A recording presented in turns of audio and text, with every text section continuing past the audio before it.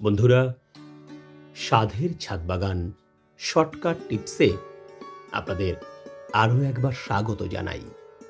আজ আমরা আমাদের ছাদ বাগানের গাছের জন্য একদম ঘরোয়া উপায়ে এনপিকে ফার্টিলাইজার জৈবভাবে কি করে তৈরি করা যায় সেটা শিখব।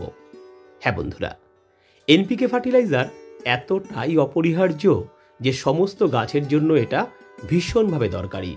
কিন্তু আমরা বাজার থেকে যে সমস্ত এনপিকে ফার্টিলাইজার কিনে আনি তা সম্পূর্ণটাই রাসায়নিক।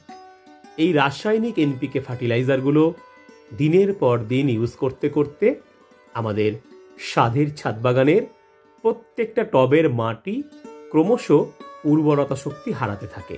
এই মাটি দিয়ে দিনের পর দিন আমরা ভালো গাছ একেবারেই করতে পারি না।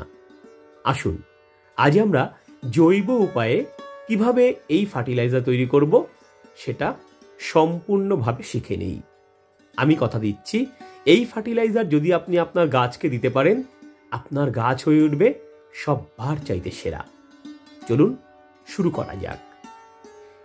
বন্ধুরা, জৈব এনপিকে ফার্টিলাইজার তৈরি করতে গেলে আমরা ব্যবহার করব এমন কিছু ঘরোয়া সামগ্রী যার মধ্যে নাইট্রোজেন, ফসফেট এবং পটাশিয়ামের উৎস রয়েছে। নাইট্রোজেন সারের উৎস হিসাবে আমরা নেব সর্ষের খোলের গুঁড়ো।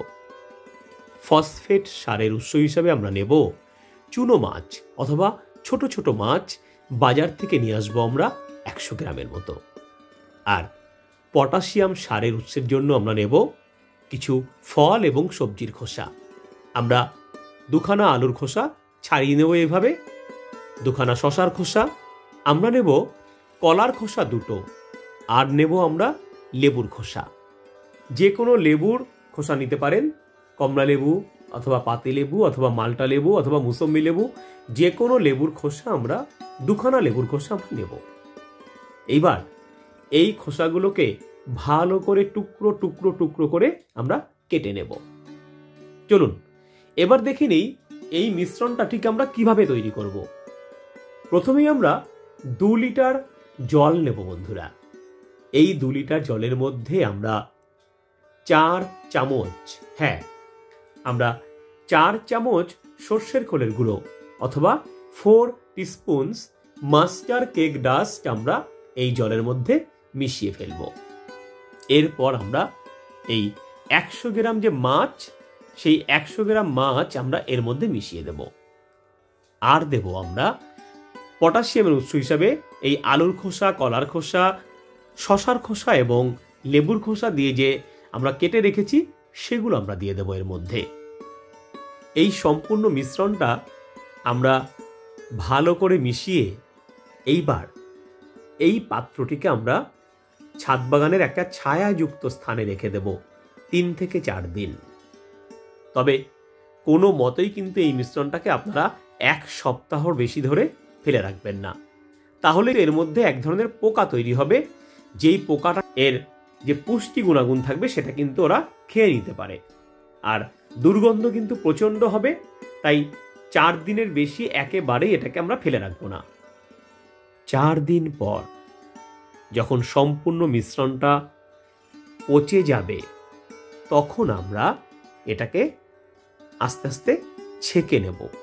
দেখুন কিভাবে ছাঁকবো আমরা 2 লিটার ফ্রেশ জল নেব, সাদা জল।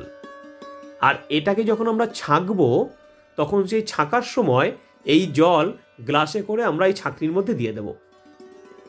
দিলে একেবারে এটার মিশ্রণটা খুব পরিষ্কার পরিস্কৃত হয়ে ছাঁকা যাবে। এই সময় যখন ছাঁকতে গিয়ে বিভিন্ন রকম খোসা যেগুলো আমরা ইউজ করেছি, আলুর খোসা, শশার খোসা বা কলার খোসা যেগুলো পড়বে সেগুলোকে আমরা ছাঁকনি দিয়ে আলাদা করব। কিন্তু মাছ, যেই মাছগুলো আমরা ইউজ করেছি চুনো মাছ, সেই চুনো মাছ যখন পচে যাবে আমরা এই পচনযুক্ত চুনো মাছগুলোকে আস্তে আস্তে চামচ দিয়ে এরকম ভালো করে চাপ দিলেই এটা একেবারে মলমের মতন পেস্ট হয়ে এই জলের সাথে মিশে যাবে। এইভাবে আমরা সমস্ত মাছগুলোকে আস্তে আস্তে এর সঙ্গে মিশিয়ে দেব এবং সম্পূর্ণ জলটা, যেই 2 লিটার জল আমরা ইউজ করেছি সেটা ব্যবহার করেই এই প্রসেসটাকে করব আমরা। এটা করতে পারলেই আমার এই যে তরল সারটা তৈরি হবে, এর মধ্যে প্রচুর পরিমাণে নাইট্রোজেন, ফসফেট এবং পটাশিয়াম আমরা পেয়ে যাব। যেহেতু এই সম্পূর্ণ তরল সারটি পচনশীল পদার্থ দিয়ে তৈরি, তাই এগুলোর অ্যাপ্লিকেশনে মাটির মধ্যে কিন্তু আপনার ছত্রাকের বাসা হতে পারে। তাই এই সম্পূর্ণ সারটিকে আমরা ছত্রাক নাশক দিয়ে, অর্থাৎ ফাঙ্গিসাইড দিয়ে আমরা ছত্রাক মুক্ত করে নেব। 1 চামচ জৈব ফাঙ্গিসাইড, ট্রাইকোডার্মা ভিরিডি আপনারা অনায়াসে এর মধ্যে মিশিয়ে দিতে পারেন।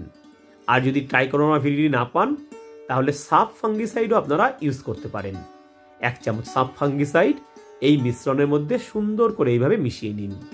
মিশিয়ে নেবার পর প্রত্যেকটা গাছের গোড়ায় ছোট গ্লাসের 1 গ্লাস ফার্টিলাইজার অথবা 200 ml ফার্টিলাইজার আপনারা অ্যাপ্লাই করুন, সপ্তাহে 1 বার অথবা 10 দিনে 1 বার। এই জৈব তরল সার ইউজ করলে গাছের মধ্যে নাইট্রোজেন, ফসফেট এবং পটাশিয়ামের সমস্ত ঘাটতি পূরণ হবে। আপনার গাছ সবুজ সতেজ হয়ে প্রচুর ফুল ফল আসবে, কথা দিলাম বন্ধুরা। ভিডিওটি ভালো লাগলে লাইক দেবেন, শেয়ার করবেন সবার সাথে, যাতে সবাই এই ধরনের জৈব তরল এনপিকে ফার্টিলাইজার বানিয়ে ফেলতে পারেন খুব সহজে। আর এই ধরনের নতুন নতুন টিপস পেতে, ছাদ বাগানের নানা রকম গাছের পরিচর্যা শিখতে স্বাদের ছাদ বাগান চ্যানেলটিকে সাবস্ক্রাইব করুন, করে পাশের বেল আইকনটাকে প্রেস করুন। তাহলে প্রত্যেকটা ভিডিওর আপডেট সবার আগে আপনার মোবাইলে পৌঁছে যাবে বন্ধুরা। বিদায় নিচ্ছি সবার থেকে। এতক্ষণ আপনাদের সঙ্গে ছিলাম আপনাদের প্রিয় রাজু ভাই। বড়দের আমার প্রণাম আর ছোটদের আমার অফুরান ভালোবাসা জানাই। নমস্কার।